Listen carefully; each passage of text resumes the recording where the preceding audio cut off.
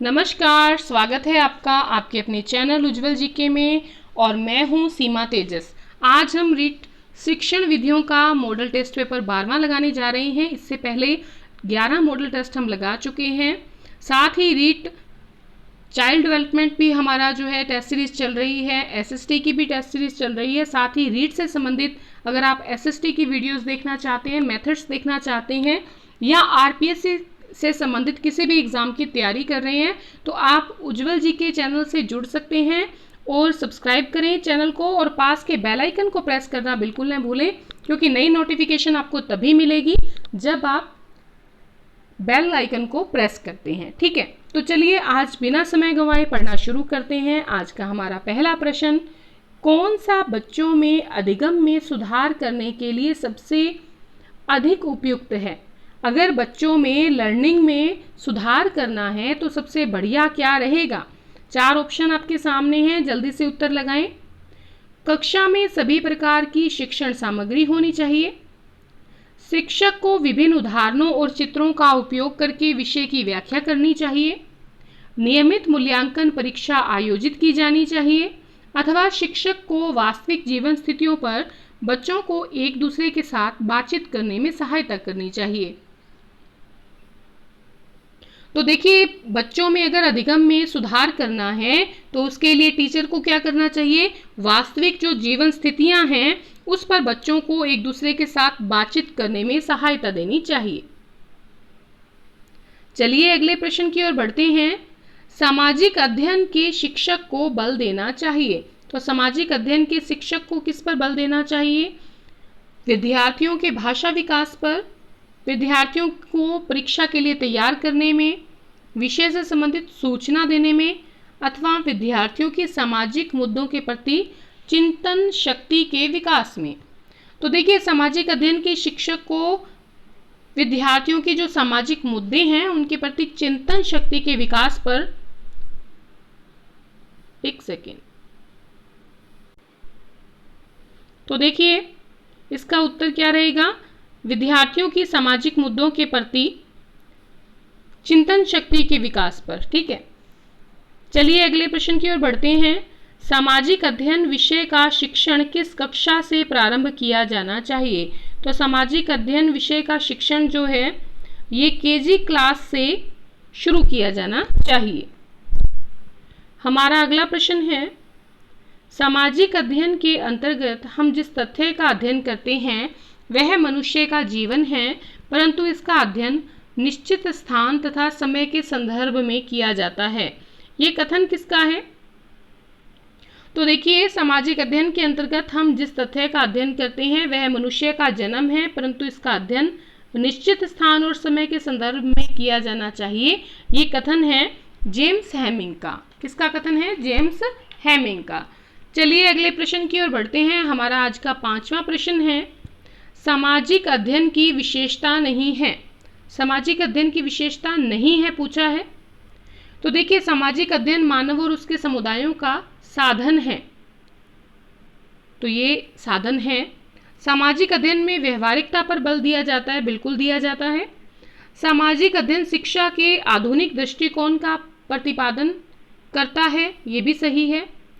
सामाजिक अध्ययन में ज्ञान की इकाइयों पर बल नहीं दिया जाता। देखिए, बल दिया जाता है तो ये जो है नहीं होगा, यानी कि उत्तर क्या रहेगा? उत्तर इसका रहेगा सामाजिक अध्ययन में ज्ञान की इकाइयों पर बल नहीं दिया जाता। ठीक है, चलिए अगले प्रश्न की ओर बढ़ते हैं। सामाजिक अध्ययन ऐतिहासिक, भौगोलिक तथा सामाजिक संबंधों एवं अंतर संबंधों का अध्ययन है। ये परिभाषा किसकी है? किस समाजशास्त्री ने परिभाषा दी है? तो जेम्स हैमिंग ने कहा है कि सामाजिक अध्ययन ऐतिहासिक, भौगोलिक तथा सामाजिक संबंधों एवं अंतर संबंधों का अध्ययन है। हमारा 7वां प्रश्न है, कौन सी प्रायोजना का एक प्रकार थॉमस एस रिस्क ने माध्यमिक विद्यालयों के लिए प्रतिपादित किया? तो इसका सही उत्तर रहेगा उत्पादक परियोजनाएं, मतलब कोई ना कोई उत्पादन किया जाता है। इस प्रकार की प्रायोजना का विकास थॉमस एस रिस्क ने किया। 8वां प्रश्न है आपके सामने, कौन सा एक सामाजिक विज्ञान में मूल्यांकन का मुख्य उद्देश्य है? उत्तर लगाएं, कौन सा एक सामाजिक विज्ञान में मूल्यांकन का मुख्य उद्देश्य है? तो इसका सही उत्तर रहेगा छात्रों के ज्ञान की जांच। 9वां प्रश्न है आपके सामने, कौन सा शिक्षा मनोविज्ञान का निहित अर्थ एक अध्यापक के लिए सहायक नहीं है? तो सहायक नहीं पूछा गया है। व्यक्तिगत विभिन्नता पहचानने में शिक्षा मनोविज्ञान का निहित अर्थ रहता है, बिल्कुल सही। अधिगमकर्ता के विकासात्मक विशेषताओं को समझने में भी शिक्षा मनोविज्ञान जो है हेल्प करता है। कक्षा की समूह गतिशीलता को जानने में भी हेल्प करता है। लेकिन अधिगम की अभिक्षमता बढ़ाने में शिक्षा मनोविज्ञान अध्यापक के लिए सहायक नहीं है। तो उत्तर क्या लगेगा? उत्तर लगेगा 4th ऑप्शन, अधिगम की अभिक्षमता बढ़ाने में। 10वां प्रश्न आपके सामने है, एक शिक्षक की शिक्षार्थी के प्रति प्राथमिक जवाबदेही क्या है? एक टीचर की एक स्टूडेंट के प्रति सबसे पहली जवाबदेही होती है कि एक टीचर जो है एक बच्चे का सर्वांगीण विकास करे, ठीक है, उसका शारीरिक विकास भी करे, उसका बौद्धिक विकास भी करे, उसका मूल्यों का विकास भी, हर तरह से जो है सर्वांगीण विकास किया जाए। 11वां प्रश्न आपके सामने है, नैतिक मूल्यों का विकास किया जा सकता है यदि अध्यापक बार बार मूल्यों की बात करें, स्वयं उन पर आचरण करे, महान व्यक्तियों की कहानियां सुनाए या देवी देवताओं की बात करें। तो नैतिक मूल्यों का विकास तब होता है जब टीचर जो है उस खुद जो है उनका आचरण करे। तो बच्चा देखकर ही सीख जाता है, जैसी वो व्यवहार दिखाएगा अध्यापक, उस व्यवहार को बच्चा जो है अपनाएगा। 12वां प्रश्न है आपके सामने, सामाजिक विज्ञान शिक्षक की सबसे महत्वपूर्ण योग्यता है। सबसे महत्वपूर्ण योग्यता क्या है? विषय का ज्ञान, शिक्षण पद्धति का ज्ञान, सामाजिक सक्रियता अथवा सहायता सामग्री का उपयोग करने वाला।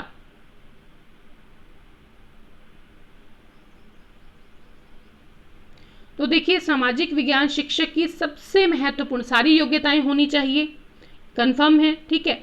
सबसे महत्वपूर्ण योग्यता है सामाजिक विज्ञान के शिक्षक की सामाजिक सक्रियता, ठीक है। आप इसको कमेंट में बताइएगा, क्या इसका उत्तर ये हो सकता था विषय का ज्ञान, ठीक है, विषय का ज्ञान है, सामाजिक सक्रियता का आपको ज़्यादा लग रहा है तो बताइएगा कमेंट करके। वैसे इसका उत्तर है सामाजिक सक्रियता। 13वां प्रश्न आपके सामने है, सामाजिक अध्ययन के शिक्षक को विषय वस्तु के साथ साथ ज्ञान होना चाहिए। किस चीज़ का ज्ञान होना चाहिए? विषय वस्तु के साथ साथ मेथड का, शिक्षण विधियों का, शिक्षण तकनीक का, शिक्षण उद्देश्यों का अथवा सभी।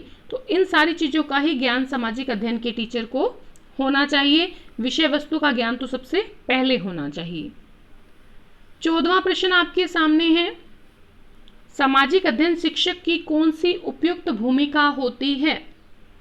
सीखने के लिए वातावरण प्रदान करना, छात्रों के प्रश्नों का प्रत्यक्ष रूप से उत्तर देना, विद्यार्थियों का उपयुक्त विधि के लिए निर्देशन देना, विद्यार्थियों को केंद्रित चिंतन के लिए प्रेरित करना। बताइए, इसका उत्तर सही लगाइए। तो देखिए, जो सामाजिक अध्ययन का शिक्षण है उसकी उपयुक्त भूमिका जो है सीखने के लिए वातावरण प्रदान करना। आज का हमारा अंतिम प्रश्न है, विद्यार्थियों के अच्छे मानसिक स्वास्थ्य को बनाए रखने के लिए कौन सा तरीका अधिक महत्वपूर्ण है? अभिव्यक्ति की स्वतंत्रता, रुचियों की भिन्नता, सह शैक्षिक क्रियाओं का प्रावधान अथवा अध्यापक की भूमिका एवं विद्यालय वातावरण। तो इसका सही उत्तर रहेगा विद्यार्थियों के अच्छे मानसिक स्वास्थ्य के लिए अध्यापक की भूमिका और विद्यालय का वातावरण जो है वो बहुत ज़्यादा महत्वपूर्ण रहता है।